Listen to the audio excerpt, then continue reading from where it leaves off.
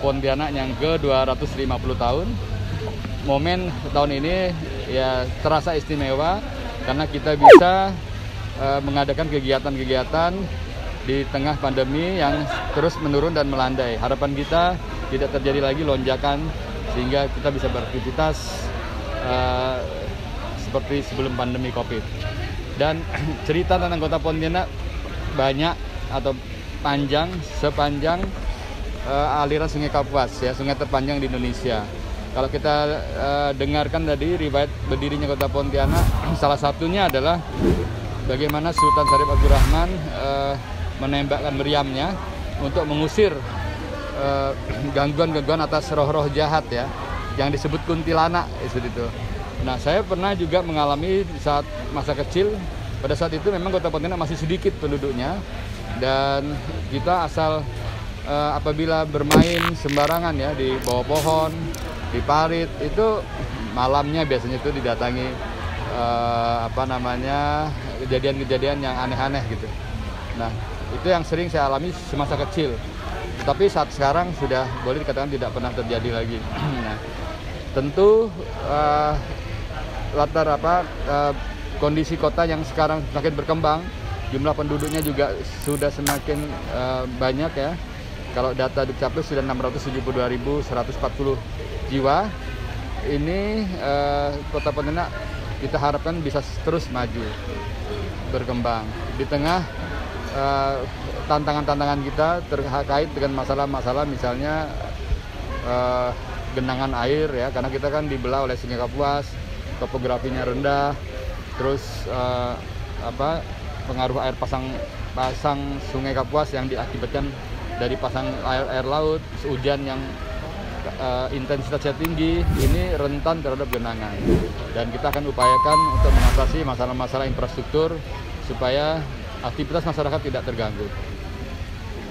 Nah, berkaitan dengan kuliner, kita ketahui karena warga Pontianak ini beragam dari berbagai macam suku, ya, se-Indonesia, dan ini menyebabkan varian ataupun jenis variasi makanan yang ada di Kota Pontianak ini sangat banyak sekali dan sangat khas, baik yang tradisional, ya, yang memang khusus ada di Kota Pontianak maupun yang sudah dikombinasi.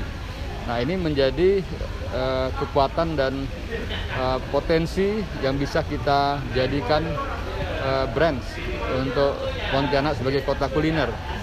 Nah, terutama setiap momentum hari jadi dan kegiatan-kegiatan tertentu kita adakan lomba atau kompetisi makanan-makanan khas Kalimantan Barat, khususnya Kota Pontianak.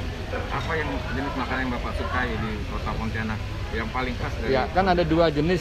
Kalau makanan ini ada yang manis, ya, yang manis, yang baik, yang kering maupun berkuah.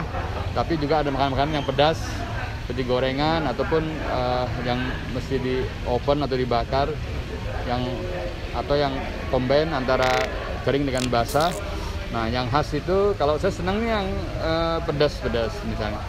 Walaupun seperti batang buruk, ya kan, itu kan juga tidak begitu manis, tapi juga tidak kering ya. Itu juga khas. Kayak bingke, nah itu kan manis dan cenderung basah gitu.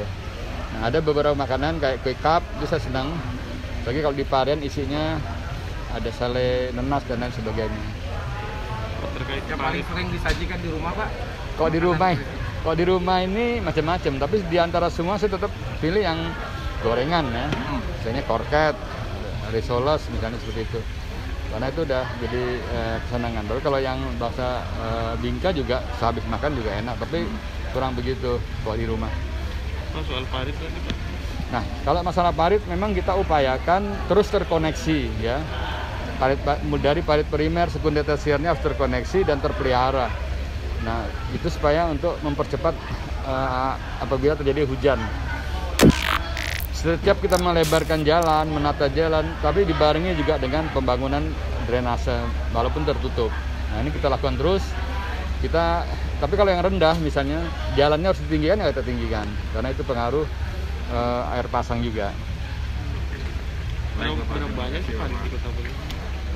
Kalau parit primernya saja ada 32 jumlahnya. Tersiernya, sekundernya itu banyak. Totalnya kurang lebih 3.600-an. Jumlah sebanyak jumlah jalan yang ada di Kota Pontianak. Itu berpotensi juga jadi objek wisata, Pak, ya? Untuk parit primer ya, Sungai Jawi, Sungai Raya Dalam, nanti kita jadikan objek wisata. Kita sedang menata ini. Sungai Jawi kita buat trotoar supaya bersih ya. Terus penataan lampunya nanti kita kerok.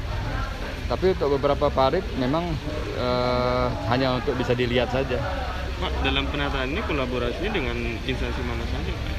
Pasti kita tidak terlepas dari Balai Besar Sungai, terus Satker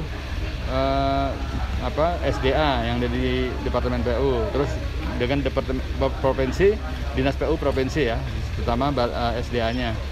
Terus kita juga dengan DAS dari kehutanan, terus dengan masyarakat juga yang paling penting untuk menjaga fungsi parit itu. Pertama kita tetap komitmen untuk memperbanyak ruang publik ya. Ruang publik kita sudah kita petakan ada 54 titik yang akan kita tata baik yang sudah jadi maupun yang akan dan sedang dikerjakan.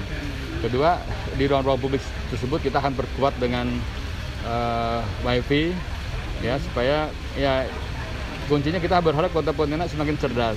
Penggunaan teknologi informasi salah satu upaya untuk mencapai kota yang semakin smart ya. Konsep smart city itu akan kita terus gaungkan karena dengan demikian kita bisa menjawab permasalahan yang ada di Kota Pontianak ini.